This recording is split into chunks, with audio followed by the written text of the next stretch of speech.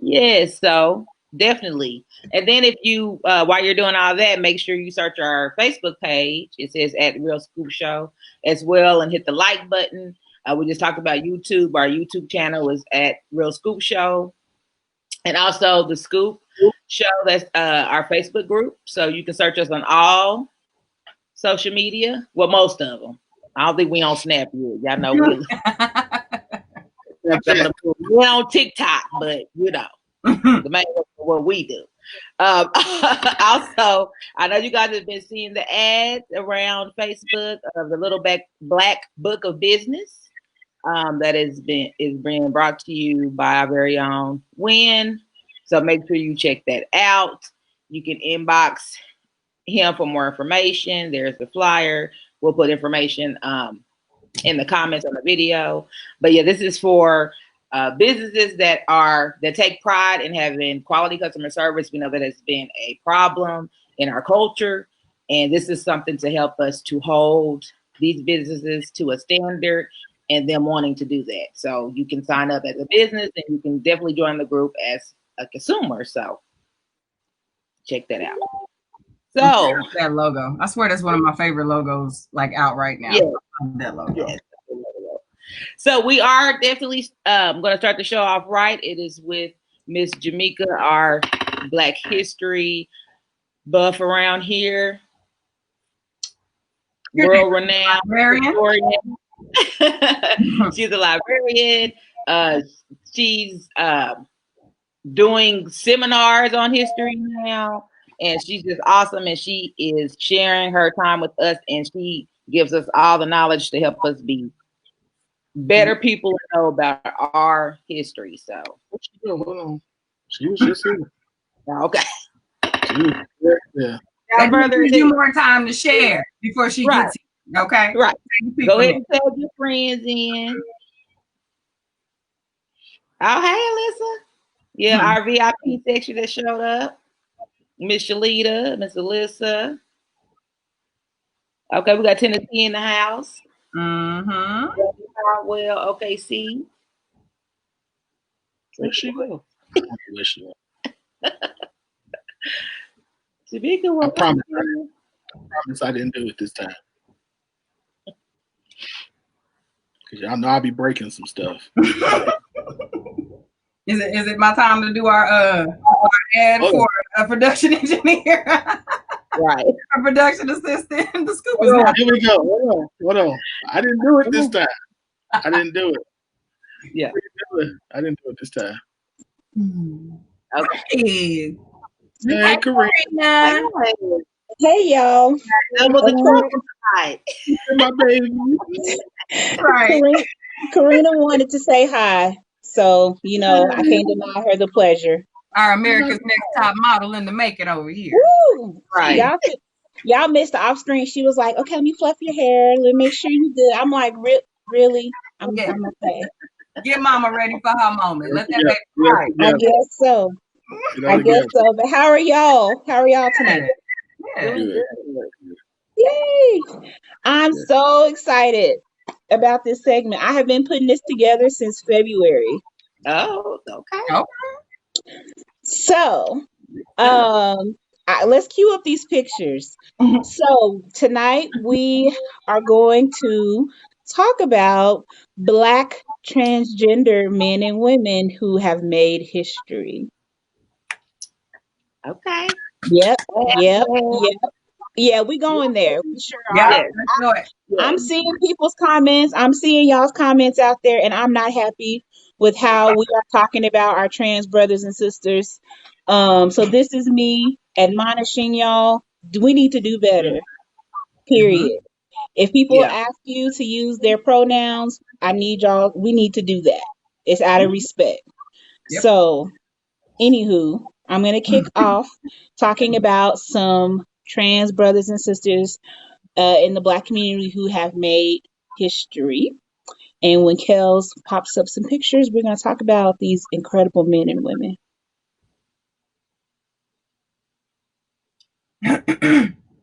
Oh, I'm excited. Yes, sissy. All right. So up first, we have Mr. Kai Allums.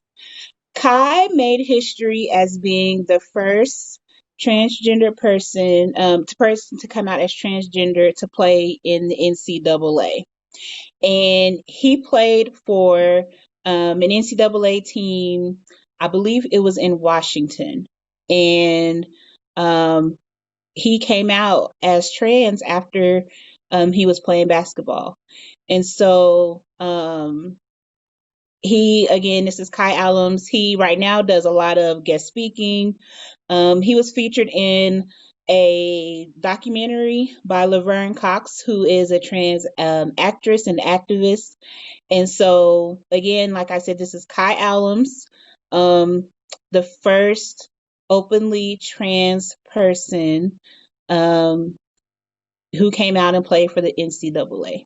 And he played for the George Washington Colonials.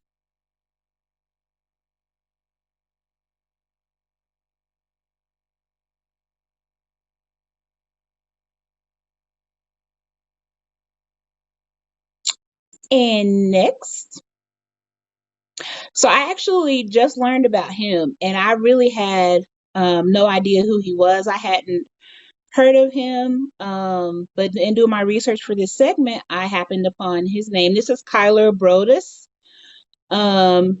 He transitioned around 25 years ago. He's an attorney who focuses on LGBTQ plus law and transgender rights. He founded the Trans People of Color Coalition, and that coalition is the only national organization that's dedicated to the civil rights of transgender people of color. So he was also a professor at Lincoln University of Missouri, and he founded or co-founded the Transgender Law and Policy Institute. He was also the first transgender American to testify before the U.S. Senate in favor of the Employment Non-Discrimination Act. So the Employment Non-Discrimination Act basically makes it illegal for employers to discriminate against transgender people. That's been a bill or an act that's been, fought in Congress and in Senate and in the Supreme Court, just back and forth, back and forth. But Brother Brodus was the first transgender person to testify before the Senate in favor of this act. And a lot of people, well, when I was researching him, many people didn't know that he was trans. And so when he was interviewed about his transition, he's quoted as saying, "The physical transition was about letting the outer world know my internal sense of self, of who really was inside this body. My transition was a matter of living the truth and sharing that truth for the first time in my life." How brave, how incredible. So again, that is Mr. Kyler Brodus. All right, so we are going to talk about Miss Thing in the middle. And this is Miss Lucy Hicks Anderson. Miss Anderson was one of the first well-known African American people to identify as transgender. Now, let me tell you about Miss Lucy. She was a firecracker. She was a socialite. She was a chef. She had businesses during Prohibition. So we're talking early 1920s. She was from Kentucky, and she transitioned at a very, very young age. And so interviews with her and reports about her discuss how she told her parents at the age of 15 that she was a girl. She knew that she was a girl. She wanted to live as a girl. Her parents took her to psychiatrists, to doctors, and all the doctors and psychiatrists said, let her live as a girl. She's a girl. So she did that. At the age of 15, she left school. She started doing some domestic work, and she got married at the age of 34 to her first husband. So they got married and moved to California. And while she was in California, she worked as a chef and as a nanny, and she was an entrepreneur. She was pretty much like a modern, like a 1920s Martha Stewart. I mean, she was a jack of all trades. She did it all. She would be hired to throw these beautiful, lavish parties for people of all ethnicities. And so this is Miss Lucy Hicks Anderson.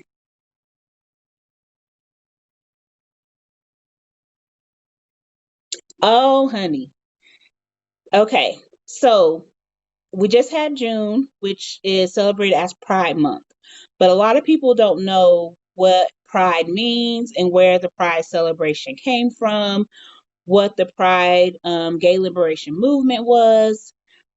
All of this started in kind of in mass with this lady, Miss Marsha P. Johnson. She was an activist. She was also a sex worker. So she was a prostitute. She was a drag performer, and she did all this for nearly 30 years. Miss Johnson was one of the leaders of the Stonewall Inn riots in New York. I encourage everyone to look into the Stonewall riots. It was the first kind of big movement for LGBTQIA plus people in the United States. Um, Even though she did all this incredible activism and, had put herself out there for others, she spent most of her life being homeless. She spent most of her life on the streets. But she and another transgender woman, oh gosh, I think her last name is Lopez, um, really helped start the whole Pride movement. And it was because of their activism and because of them wanting to really just make sure that everyone, transgender people, had the same rights as everyone else. I mean, she was a central figure in Pride history, and I'm choked up talking about her because I watched the documentary on her on Netflix, and her life was just absolutely incredible. She died really young. She was around 47. And unfortunately, in the Black transgender community, especially for Black trans women, life expectancy isn't that old, isn't that long. And a lot of that is due to violence. But that's a whole other segment we could talk about. But that is this is Miss Marsha P. Johnson. And funny thing about her, whenever people would ask her, well, what does the P stand for? And she would say, pass on it or pass it by. Whenever people would ask about her gender, she would say, the P in my name means for pass it by, meaning it doesn't matter.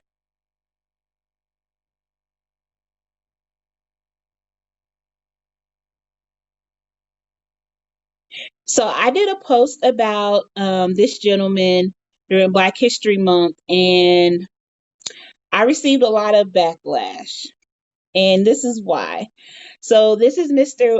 Wilmer Broadnax, and Wilmer was a gospel singer, and his nickname was Little Axe, Little Axe, AXE. Sang high tenor, sang lead and co-lead for quite a few gospel groups in the 20s, 30s, 40s, 50s, 60s, on up. He was an active gospel singer. One of the most famous groups he's known for singing with were the Five Blind Boys of Mississippi.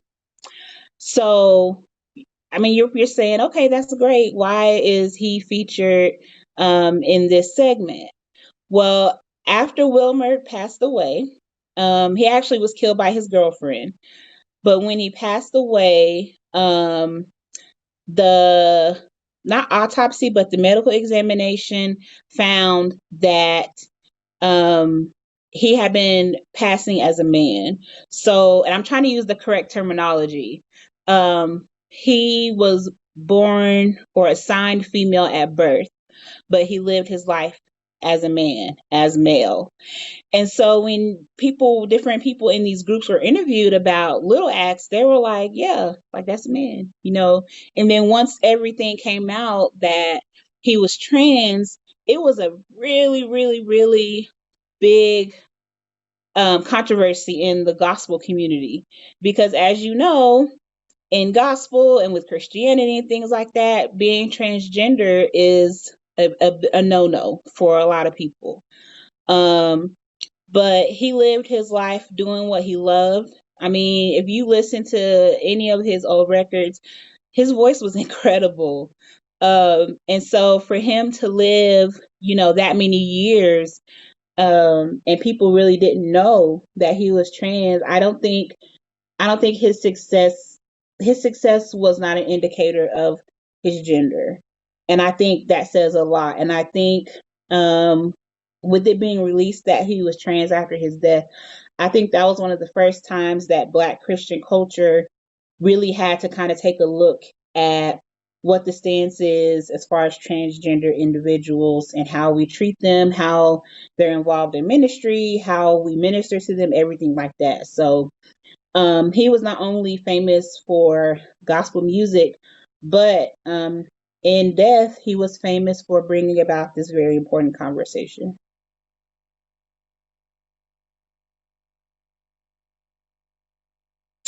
Ah, yes. Okay, so this is Miss Andrea Jenkins, and Miss Andrea is the vice president of the Minneapolis City Council. She made history as becoming the first African American openly trans woman to be elected into office in the United States. So she served in the position of vice president for the Minneapolis City Council since January 2018. She's always been active in the Minneapolis community. She was well known before her election. She focuses on fighting for the rights of trans women of color, and speaking out about her experiences as a trans woman. Andrea was also known for her incredible singing voice. So there was when the George Floyd incident happened and the protests and everything happened. Andrea stood up at a city council meeting and sang "His Eyes on the Sparrow," and people in the crowd said they were moved to tears. Although she was a native of Chicago, she does, the majority of her work in Minneapolis. She really focuses on including businesses of color and businesses from other underrepresented communities in the business process. She wants to make sure that these businesses have the same access to contracts, to other opportunities that cisgender, white-owned majority businesses have. She's just incredible. I'm always really awed every time I read about her because I always learn something new. And something I didn't know is that she's an oral historian. So she and I have kind of something in common. I love oral histories. I love collecting oral histories, and I really want to kind of sit and be able to kind of find hers and listen to hers. But she was the curator of the Transgender Oral History Project at the University of Minnesota. So not only is she a political activist, but she's making sure to record and document history for transgender people. And in 2019, she co-edited and released a book called Queer Voices, Poetry, Prose, and Pride. So again, that is Miss Andrea Jenkins.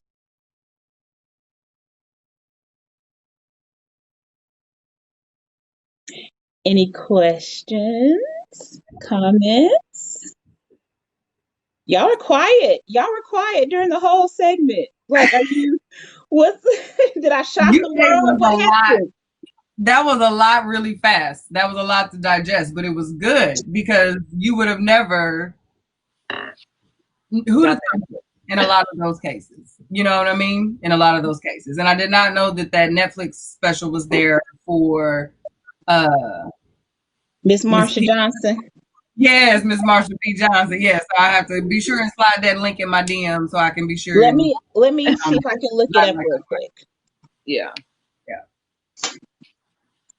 And I think that it's interesting also that you shared this because there's been a lot of fandom surrounding shows like Pose right now that are in a different time. You know what I mean? They're at the beginning of what we know as the LGBTQIA plus movement, and we're seeing a lot of what we really don't know. You know what I mean? And that is still touching just a very tip of the iceberg of what this demographic has had to deal with. And we can talk about it on the big scale of, you know, the whole group, but when you pare it down to the Black and brown experience within this community in and of itself, Pose shows even how they had to segment even more. So like even while othered, you're othered, you know what I mean?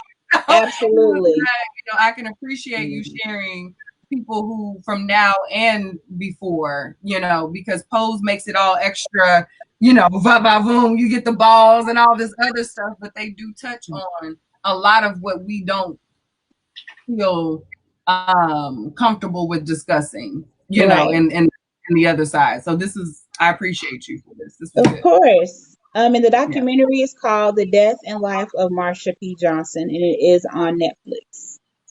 But yeah, I a lot of times as a historian, people like to kind of nitpick Black history. And when there are certain aspects of people's lives that make others uncomfortable, they like to try to erase them from history. There's a lot of controversy around Marsha P. Johnson, especially because, you know, she was trans and she was a sex worker and she was proud of that. And she worked for the rights of other sex workers. And, you know, a lot of people don't respect sex work as a profession. They don't respect sex workers. You know, they laugh when sex workers go on strike. And when I say sex worker, I don't just mean prostitutes. I mean escorts. I mean strippers. They're all considered sex workers. And so it's kind of a ha ha he he. But when you realize that a lot of these sex workers are out here fighting for the rights of everyone, and how unfairly they are treated in the industry, especially sex workers of color, you really have to peel back those layers and be willing to kind of go against your preconceived notions of people and understand that people are people. It cracks me up when I see super macho male Black men being like, you know, I'm all for civil rights and, you know, we don't do that gay stuff, blah, blah, blah. And then they'll quote James Baldwin.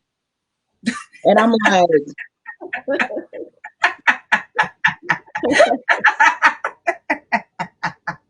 did you miss the memo? Ciao. Did you miss something? Clearly.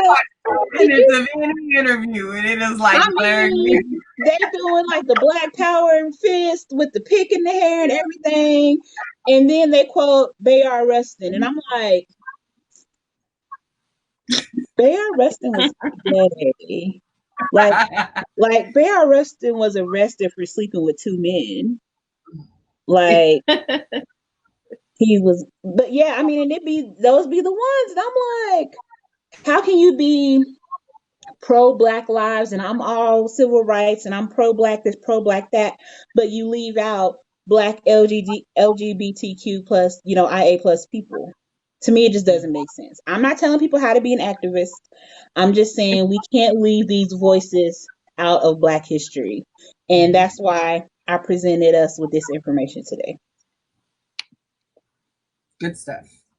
Any questions? I can't see questions or comments or anything. I can't even see Winfrey. Where's Winfrey at? Winfrey, you still there? I'm here. Are you speechless? Is Trey bothered? What's going on? No, that's you. Patrick, welcome out. Go ahead and read. You can read the comments since you can't see them. I can't see any comments. We have one comment that says, J Bella, always a wealth of knowledge. Oh, thank you. Yeah. That's from Patrick. Pat who? Duncan? Yes. He's a sucker. But I guess I accept the compliment. Thanks, Pat. No, I think it's cool that we're touching on this history too, because, you know, I don't know, I guess I've always been kind of just curious about that type of stuff, because, you know, we, especially growing up in a strict Christian household, it's just always so frowned upon. But then when you meet people or you get out in the world and you start meeting these different people, you're like, what is so bad about them. So Right. yeah, I think it definitely opens up, a different perspective and even a greater respect for what they have to go through. It's the same thing. For sure. Nobody should have to fight to be you. You should not have to fight to be yourself. Yep. Black trans people are still Black people, and they are still making history, and they're fighting for not just other transgender people, but they're fighting for all of us too.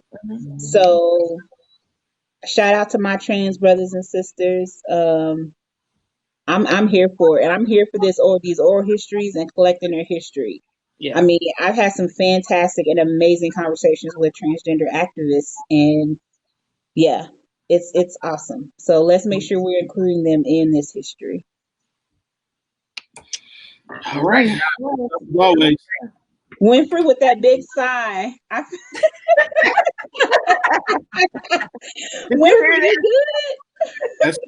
That's the sigh of me preparing to get inboxed. So you know what? If they want to inbox, they can inbox me. Tell them to inbox me. It's Jameka, Jameka You see all this? Lewis. Nah. You see all this? You see all this? I got all this. We good. I'm just saying. If they ever have questions about anything I present, if there are ever any questions, comments, concerns about anything I present, they can always contact me directly. But make sure they're ready. No, you don't. You contact me. It's my show. All right. Okay. Man, let the of the Lord say so. Call me. Yeah. Okay, I will defer. To you if they can contact you. But if you feel like you can't handle it, I got you. Tell them don't let these degrees fool you, and don't let these hoop earrings fool you either, because they can come off. And that is my Black History fact. That